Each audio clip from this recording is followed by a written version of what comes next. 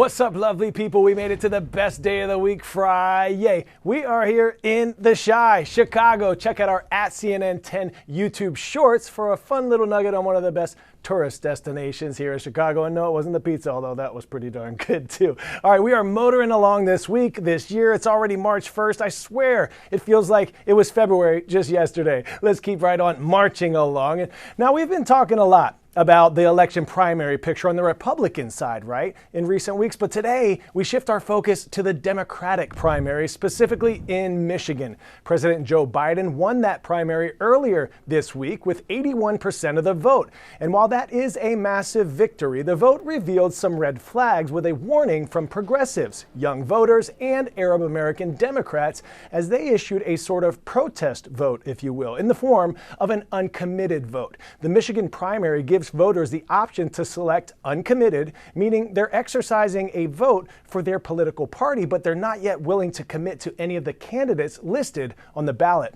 A coalition movement in Michigan asked Democrats who were unhappy with Biden's handling of Israel's war in Gaza to select uncommitted. About 13% of primary voters chose this option. This result highlights how the war in Gaza is a divisive issue among Democrats, and that could hurt President Biden in the general election. He has publicly backed Israel's right to defend itself, but has also pushed for a ceasefire to bring relief in Gaza. The result in the Michigan primary reveals the battle Biden's team faces as he works to build a broad political coalition that could be strong enough to possibly beat the likely Republican nominee, former President Donald Trump, in November. We are just about 8 months away now from the presidential election. Pop quiz, hot shot. What was the dominant religion in Iran before Islam? Hinduism, Buddhism, Zoroastrianism, or Taoism? Prior to the Muslim Arab invasion of Persia, which is modern-day Iran, the religion of Zoroastrianism had been the primary religion of the Iranian people. Okay, from the U.S. elections, we now turn to another important election that's actually taking place today in Iran. About 15,000 candidates are vying for the 290-seat parliamentary elections.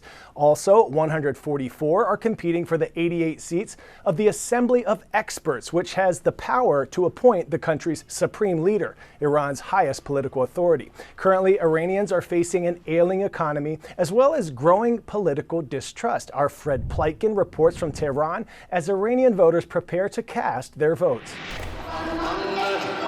Iranian conservatives with a show of force ahead of what many say will be a key election on Friday, supporting their leadership's tough stance against both the U.S. and Israel.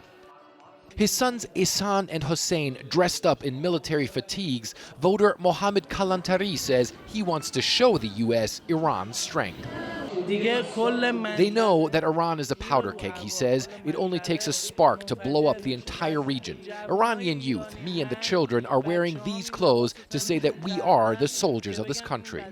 And this man says, through this election we will prove that we can stand against the U.S. not only economically but militarily. They are sanctioning us, but this will be solved soon, and then we will be a country sanctioning them.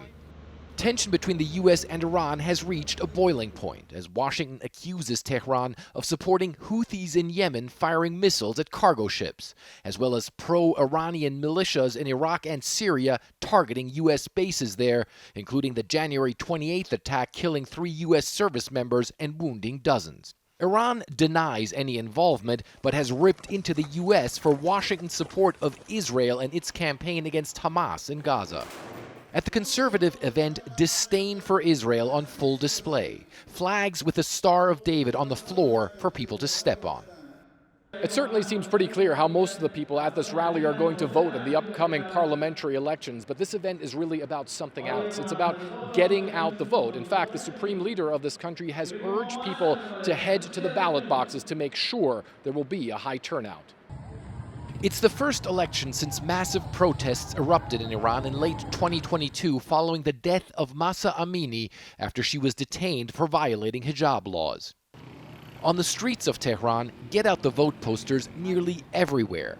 But with many moderate candidates barred from running, inflation high, and the economy reeling from tough US-led sanctions, some say they feel unenthusiastic when we ask if they will vote. No. No.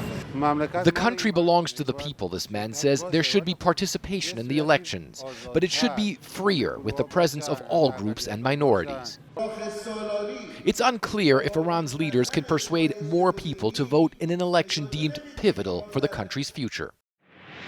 All right, we do have to turn now to the Smokehouse Creek wildfire that's devastating parts of northern Texas. The fire has already burned more than 1 million acres, making it the largest fire in the state's history. And as of this recording, crews have only been able to contain 3% of it. There are 4 additional wildfires scorching across the Texas Panhandle, damaging scores of homes, farmlands, and public utilities like power and water. Officials are battling for solutions to stop this historic fire, but they're also tasked with figuring out how exactly this fire may have started, why it spread so quickly, and why more wildfires seem to be spreading larger and faster than ever. To that last question, CNN recently spoke to a professor of fire sciences at the Imperial College of London to explain how climate change might be adding fuel to these wildfires. In order to have a wildfire, you need the 3 sides of a triangle: the oxygen, the fuel, and the ignition source. Climate change has a very strong effect in one of the sides of this triangle, the fuel. Heat waves are drying vegetation. We know that drier vegetation is much more flammable. When it ignites, the flames are taller, and when it moves faster. Broadly speaking, there are 2 types of fires, flaming wildfires. These are the ones that spread faster and that are more concerning in terms of damage to people and to property and to the ecosystem. And the other one is smoldering. They propagate slowly, but they produce very toxic smoke.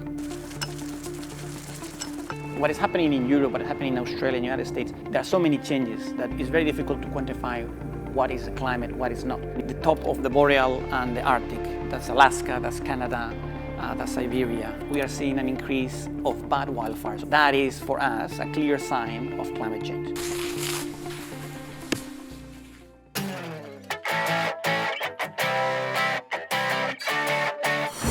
All right, today's story getting a 10 out of 10. A North Carolina resident was put on pause and is very lucky they didn't unexpectedly meet a furry neighbor face to face. A huge black bear crawling out of a tiny hole in their Asheville house, which it had been calling home during the hibernating season. Wakey, wakey, Mr. Bear. Video posted by the North Carolina Wildlife Resources Commission shows the squatter sneaking, snout first, from a vent outside a home in Asheville. Apparently, the bulky bear turned that house into a winter home. Now, springing up as spring arrives, squeezing its way into the open air. Clearly a tight fit for the trespasser as it's taking some extra effort to wiggle free. The commission says the video is a reminder to stay vigilant. As warmer weather arrives, be wary of bear dens and do your best to not disturb their slumber. From hibernating to bibernating, but before we go, the best part of the show, you. This shout out goes to East Sac County Community School District in Sac County, Iowa. We see you, Raiders. And this shout out goes to Carnes Middle School in Knoxville, Tennessee. You better beaver leave it, Beavers. Rise up. Go on out and make it an awesome Friday. Remember, you are more powerful than you know. I'm Coy Wire. It's been a blessing to spend this week with you.